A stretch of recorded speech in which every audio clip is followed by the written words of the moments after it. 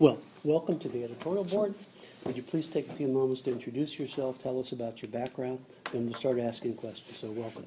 Good morning, Jeff. Good morning, board. Well, thank you very much for having me here this morning.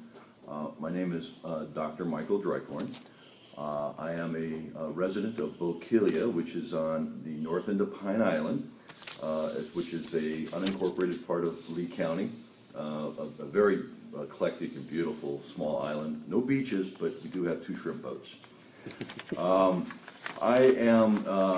originally from Southern California. I grew up under the leadership and school systems of Governor Reagan at the time. California at the time had the absolute best school system in the country, which you can't say today. At the age of 18, I joined the Army. I spent 7.5 years in the Army. All of those years spent in Germany in helicopter operations, predominantly stationed along the Czechoslovakian and East German border in the height of the Cold War. Again, during that time, I was honored to have served under President Reagan as a commander-in-chief. So my entire life has essentially been strongly influenced by true conservative values. After leaving the military, actually I left the military as a result of an injury. Spent 6 months in a military hospital getting rebuilt. As a result, I have quite a few artificial pieces embedded in my body. But I was able to re-enter the workforce and enter the aerospace and defense industry while all parallel processing my undergraduate degree from Embry-Riddle Aeronautical University. Embry-Riddle is a Florida university on the other coast, but fortunate for service members, they also have satellite facilities in most of the major military bases. So that's how I was able to achieve my undergraduate degree. Entering into the industry, I was able to learn a lot real fast. I worked on the MX missile program, which is an intercontinental nuclear ballistic missile, the guidance system, which again was one of our, and still is, one of our key resources to ensure security in this country. Continuing on my career, various different defense contractors, and then such as McDonnell Douglas, worked on development programs, essentially working my way from the shop floor up into the boardroom. So I have the experience of twisting wrenches as well as making the critical decisions of safety for a corporation. Ended up going back to Europe for a number of years, working for McDonnell Douglas on the corporate side, as commercial aircraft. Had an office in Switzerland. I was responsible for 36 suppliers in 12 countries. I got to see the diversity of international practices. I understand the diverse cultures there with regards to business, technology, funding processes, regulatory differences, and that really gave me a good foundation for some of my future activities. Coming back to the States again, did a greenfield out in Kansas, which is essentially building a factory from scratch for a corporation. Ended up eventually going to the FAA, which is the Federal Aviation Administration. So leaving industry, going to the FAA with the intent of not staying there as a bureaucrat, but rather to contribute to the FAA with the knowledge that I had from industry and to be a sponge, and that's to learn the regulatory processes so I can bring it back to the industry. I was very rapidly offered opportunities to grow in that position, and I became the #2 guy in the FAA for all production and airworthiness. So that's the entire system of the FAA for any new aircraft manufacturing that includes engines and the airplanes and the rotorcraft and even hot air balloons. So that dealt with quite a bit of international policy development, et cetera, et cetera. I'll quickly get to the conclusion on this, because I know we're going to be crunched for time. But left and came back to industry. I was Vice President of Quality for Pratt & Whitney, which is, also has a large facility here in Florida, over in West Palm Beach. As the Vice President of Quality and Product Integrity, I was responsible for the safety and product integrity for all of our products globally, including our extended supply base. And then about 12 years ago, I said it was time to cut my teeth as an entrepreneur. I started my own business. And 10 years ago, I moved down here to Pine Island on Bokeelia. And I moved all my employees down, and I haven't regretted this since. How many employees? At the time we moved down, 7 people. However, through the recession, it hit us really hard. Sequestration last year and the government shutdown hit us even harder. We're down to 3. Why this race at this time? Right. I'm 52 years old. I have a lot of experience in industry. I feel I have a lot of experience in government. My business is at a point where I can leave it for a few years and come back to it and run my business and continue my business. I have good, capable people in place that can sustain my business. It's the right time for me. And I'm mad. I'm mad as hell at what the bureaucracy of our federal agencies is doing to our businesses. And it's time for somebody to stand up. Bad things happen when good people fail to take action. And I'm not happy with the slate that's always put up. We get career politicians that want to go and do more of the same. I'm not a career politician. I want to break the cycle.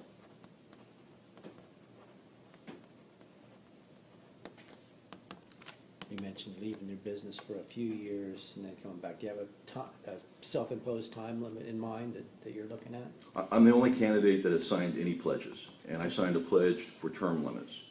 Okay, so the maximum for any congressman should be no more than 3 terms, period. Okay, I'd be happy if I get 2.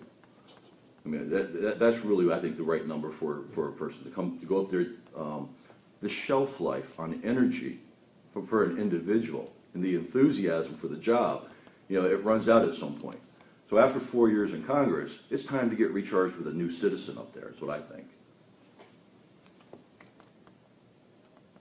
If you go up as a freshman member of Congress, how do you feel you're going to be able to influence and carry water for our district? Right. The one thing is that the Republican Party has not demonstrated a lot of leadership capability in the last decade plus, and that's a shame. I think there's a lot of good people out there that could and would, provided the opportunity.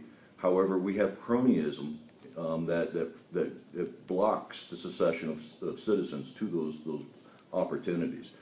I'm not going up there to make friends. I'm going up there to represent the people of Southwest Florida.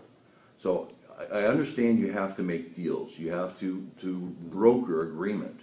I have a lot of experience at that. I've worked in developing international treaties and international standards, both with governments and industry, and we don't always agree. There's always ulterior motives from both parties. I'm using the Goldwater philosophy with regards to how I'm going to steer all of my decisions. If it is not constitutionally valid, the answer has to be no. If it is constitutionally authoritative, then I am for it. And anything that's on that violation side, shame the bureaucrat or the legislator that votes for pork. And I'm gonna expose that. So I may not have a long tenure, but I'm gonna have an honest tenure. Pork could be in the eye of the beholder, though. You might be asked to get some funding for an important local road that for you might be fundamental, but for a guy in Kansas, it might be pork. So how do you balance that? I live on a dirt road. I don't want the government buying my road. I honestly live on a dirt road, and I could go to the city or the county and ask them to build me a road, but it comes at an expense. It comes at an expense to my fellow taxpayers, and I may get hit as well with a special assessment. I would rather build that road myself. The local government, the state, is the one that needs the authority and the empowerment to take care of itself. We don't need big brother government, federal government, to do it for us.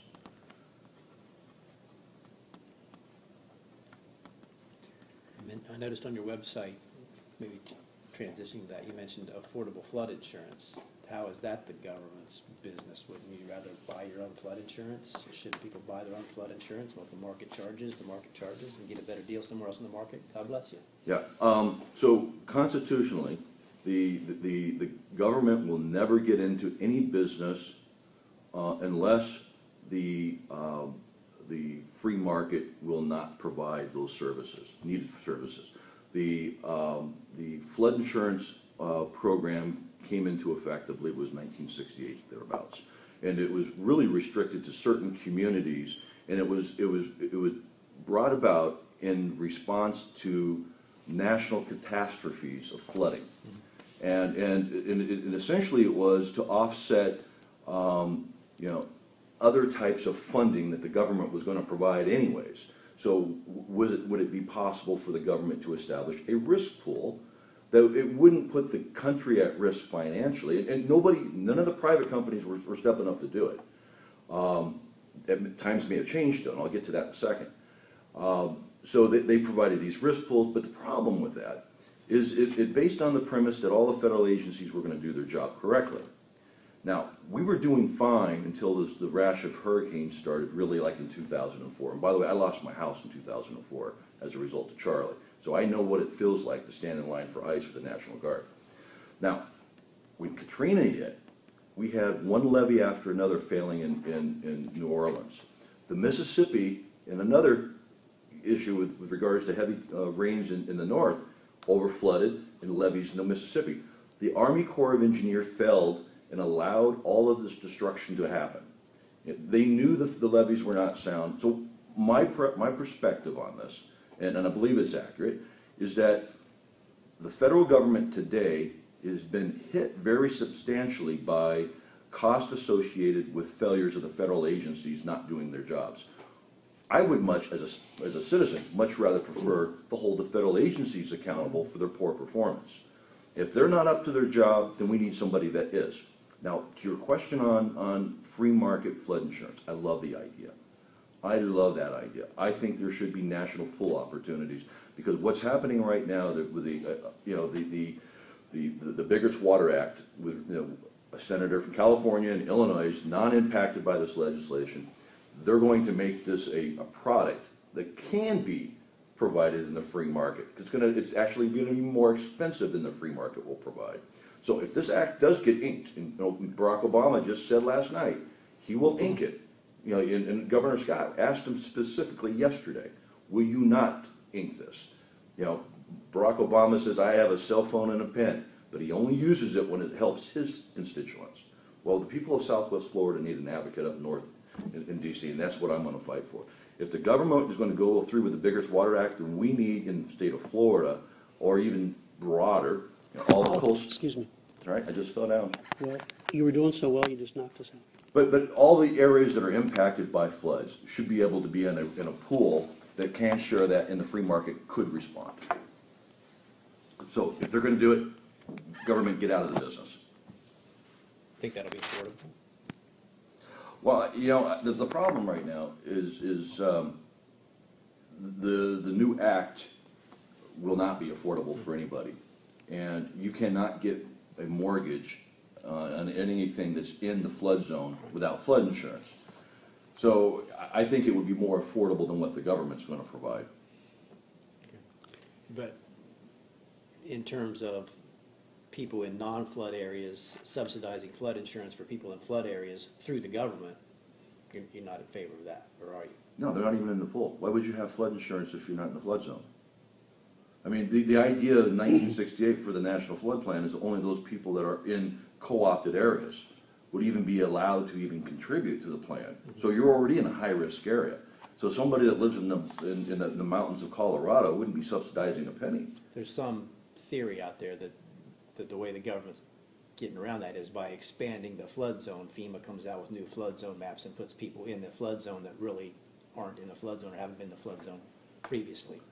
So that spreads the cost out, makes it less expensive. Are you in favor of scaling those FEMA maps or those flood zones back so that people who really are in a flood zone are in a flood zone? Now, this is like a lot of legislation or regulatory stuff. When they apply subjective measures to rulemaking, you get out of control. It's got to be objective. There are standards out there. What is the elevation for a flood zone? What is the actual elevation of that piece of property at that geography? That dictates it. A bureaucrat, and when I say a bureaucrat, that's a federal employee who's non-elected. When a bureaucrat tells us as citizens that they're going to arbitrarily or subjectively move the line, I think that's illegal. What are the key issues, what are, let's say, the three key issues that are important to this district that you think are of tantamount importance that you would carry water for if you went to Congress? Right, so for this district specifically, there's quite a few that I think are nationally important. No, I'll talk about this district. Gotcha. Yeah.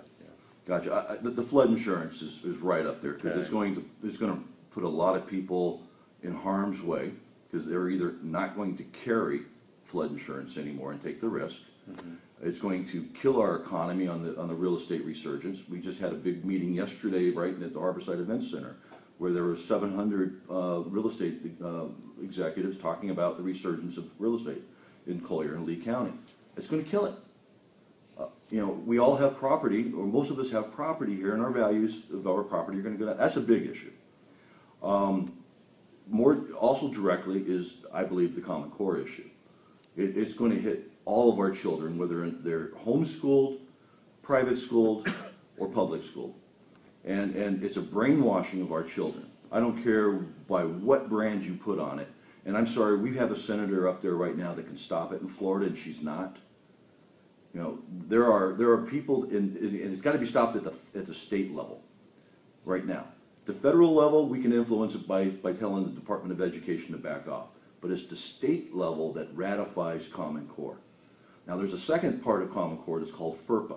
And the FERPA is essentially a regulation, not a law, a regulation that enables the Department of Education to be Big Brother on your children.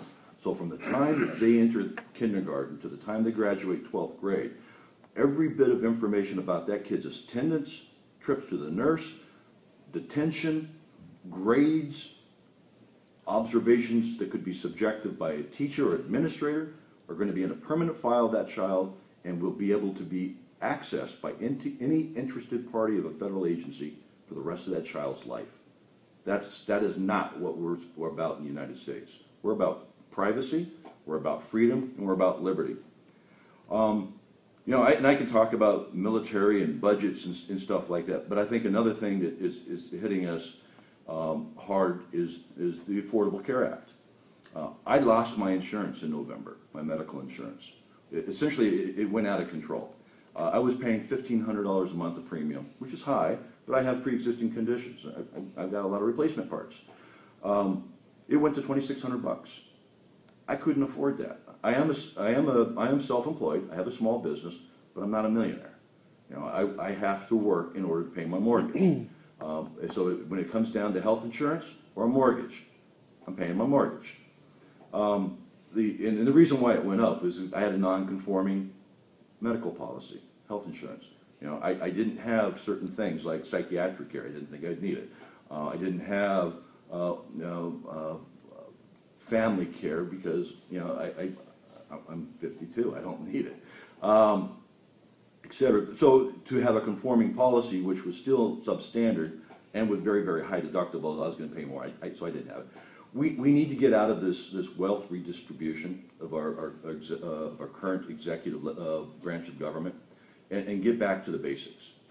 And I think if we get back to the basics of what the Constitution and our founding fathers have provided for us, all of our challenges with regards to culture, economy, military, etc., would be solved because people know how to spend their dollars a lot better than when having somebody spend their dollars for them.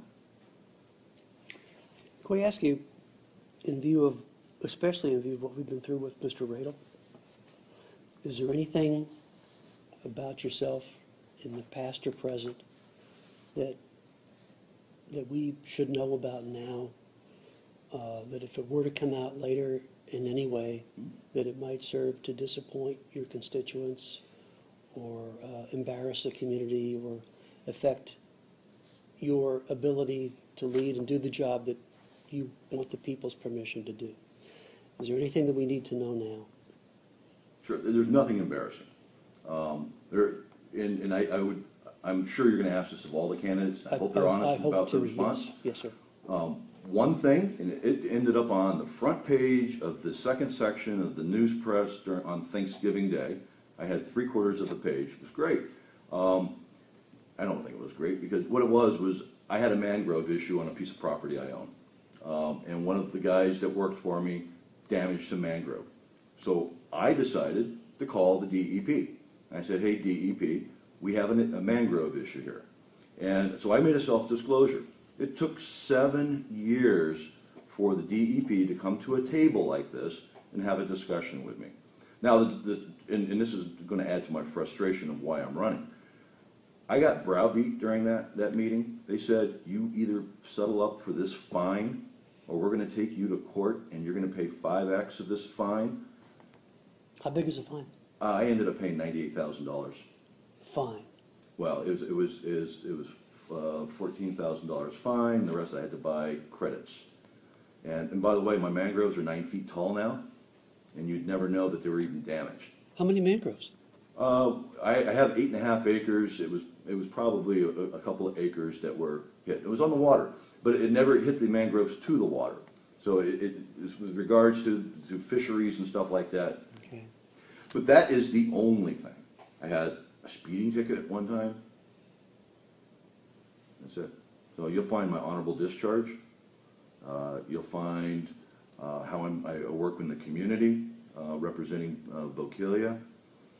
But there's nothing else. Civil actions. I mean, your business in Lee County, somebody somewhere is going to file something against you, maybe even frivolous, but Nope.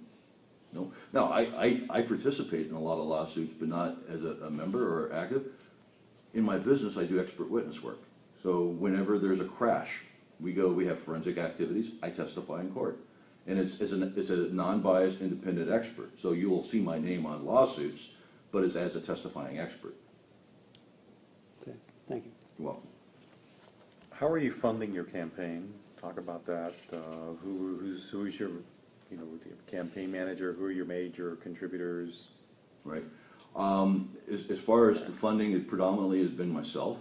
Okay. I have received some donations from families and friends, and a few grassroots contributions, but there hasn't been a lot. How much of you loaning your campaign? How much have you given to your campaign? So far, about 20,000, Okay. and that's why you're not seeing a lot of ads at this point. Yeah. What are you willing to put up? I've got my property for sale. Whatever I can yield out of that, I will put into it. Your home? No, I have 8.5 acres. That's a lot. I bought it for $500,000. I have it on the market for $199,000 right now. Right, the market killed me. But I'm into this, and I can't compete with the other guys. I mean, I didn't walk away with a huge bailout bonus when I left. What you see is I left a company to start my own company, and I have to make a payroll for my people. So I don't have millions. But I tell you what, if anybody wants to help me out, you can go to my website and we can take it online. Sure. what's the website? It's www.Dreikorn, my last name, Dreikorn, forcongress.com. You seem to have some expertise in the field with the military, and the last couple of days I've seen headlines about cuts to come into the military. Specifically looking at Germany, since you mentioned it, could the U.S. do with less bases in Germany? Could we do with less presence in places where the world's pretty stable? Yeah. These are different times. I was in Germany from 1980 to 1987. I was stationed in 3 different, what they refer to as Kaserns, which are posts. I was in Ansbach, Nuremberg, and Bamberg, which are all in the southern parts of Germany. Because I was in helicopters, I flew to all of the other ones, and I know them very, very, very well. We also used to chase the nukes, so when a nuke would go from one facility to another, I know the infrastructure quite well. And so the short answer is we need to get out of Germany. There's no reason to be there anymore. The Germans are more than capable of fulfilling their mission. The forward deployment argument that had been used for the last 60 years is no longer valid. The Europeans, the Western Europeans in particular, have as good equipment and training as we do. Now, with regards to Turkey and Italy, we still need a focus there, because Italy serves a North Africa, and Turkey serves a Middle Eastern quick reaction force. And without those, we would have more Benghazis, which is another issue that I'm really pissed off about. Now, what I would do with those resources, instead of scaling them down and just getting rid of them, I'd put them along the border. You know, we can put one in Texas, we can put one in New Mexico, we can put one in Arizona. And let's utilize our troops to help with our border security issues.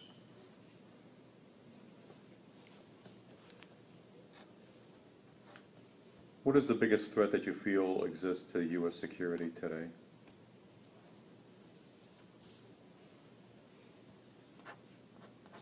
I think it's the lack, I mean, honestly, and I believe it is the lack of confidence that the people have in their leaders. I don't think most Americans trust the people who are leading this country to make decisions that are in the best interest of the people. I mean, I can talk about technology and I can talk about foreign threats, but I think our biggest national threat is domestic, is home, and it's our leadership.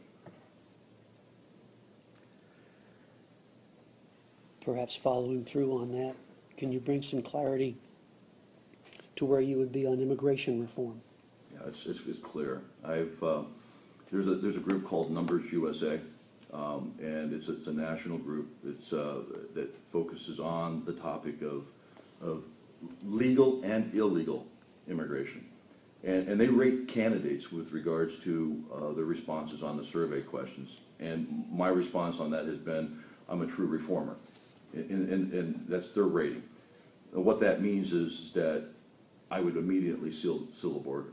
We have a very porous border, and it's not just the immigrants. We have jihadists that we're willing to come across. We have espionage from other countries coming across. We have cartels coming across. It's in the best interest of our nation to stop that flow. In addition, and the question is specifically just the border. It's not the bigger question of illegal aliens. Who gets to stay? Now, who gets to say? Well, first off, no amnesty. I don't think we should reward people for breaking laws, period. Now, the more challenging and heart-pulling discussion is about what about the poor children that have been raised here and born here. Well, if they were born here, we have a law that allows them birthright citizenship. Now, I disagree with the law of birthright citizenship because we're only one of two nations in the developed world that still has it. All of the other ones got rid of it because it's being taken advantage of and used in the wrong way.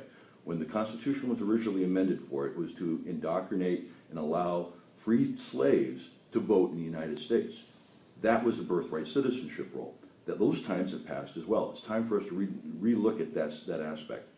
But with regards to the ones that weren't born here, I'm sorry, you're still violating the law even if you're 2 years old. You're violating, your parents are violating the law, and you have to self-deport yourself. So I strongly support supporting the sheriffs in regard to making sure they have the resources and the federal support to enforce the existing immigration laws of this country. What do you, going back to the point of the children, how do you handle that thing so that the children are here and say they want to go to college? I mean, should they be able to just tap into federal money for college and studies and scholarships of that law?